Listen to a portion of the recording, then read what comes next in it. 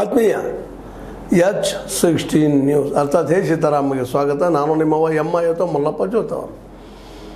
ಈಗಾಗಲೇ ನೀವು ಎಲ್ಲ ಮಾಧ್ಯಮಗಳಲ್ಲಿ ಅತ್ಯಂತ ಜೋರ್ದಾರಾಗಿ ಕೇಳ್ತೀರಿ ನಟ್ಟು ಬೋಲ್ಟು ಡಿಗ್ಗಿಶ್ ಅವ್ರ ಮಾತು ಯಾಕೋ ಹೆಚ್ಚು ಅನಿಸ್ಲಿಲ್ವ ಇದು?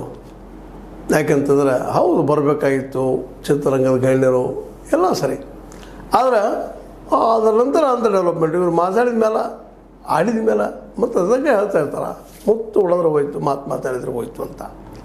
ಇವ್ರು ಮಾತಾಡಿಬಿಟ್ಟು ನಟ್ಟು ಟೈಟ್ ಮಾಡಬೇಕಾಗಿದಂತೆ. ಅದಕ್ಕೆ ಬೇರೆ ಬೇರೆ ರೀತಿಯ ವಿರೋಧ ವ್ಯಕ್ತಿ ಅದು ಪರಾಣು ಬಂದು ಎಲ್ಲ ವಿಲ್ ಅಂತಲ್ಲ. ಆದರೆ ಈ ಮಾತನ್ನು ಬಳಸೋದು ಒಬ್ಬ ಸುಸಂಸ್ಕೃತವಾದ ಮುಖ್ಯಮಂತ್ರಿಗೆ ಬೇಕಾಗಿತ್ತ ಅಂತ.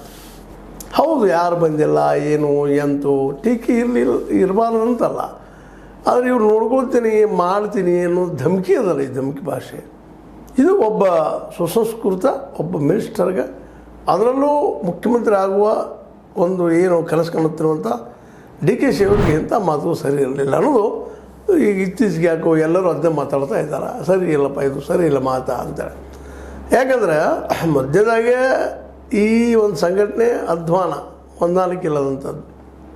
ಅಲ್ಲಿನೋ ಇವತ್ತಿನ ಕನ್ನಡ ಕಲಾವಿದರ ಸಂಘದಲ್ಲಾಗಿರ್ಬೋದು, ನಿರ್ಮಾಪಕರ ಸಂಘದಲ್ಲಾಗಿರ್ಬೋದು, ಇನ್ನುಳಿದ ಸಂಘದಲ್ಲಾಗಿರ್ಬೋದು, ಕಮರ್ಷಿಯಲ್ ಒಂದು ಅಸೋಸಿಯೇಷನ್ದಾಗಿರ್ಬೋದು, ಇವರೆಲ್ಲ ಮೊದಲನೇ ಒಂದು ತಾಳ ತಂತಿ ಅಂತೀವಲ್ಲ ಅದು ಯಾವುದೂ ಇಲ್ಲ ಅನ್ನೋದನ್ನು ನಮ್ಮ ಜಗ್ಗೇಶ್ ಅವರು ಮಾತಾಡ್ತಾ ಇದ್ದಾರೆ.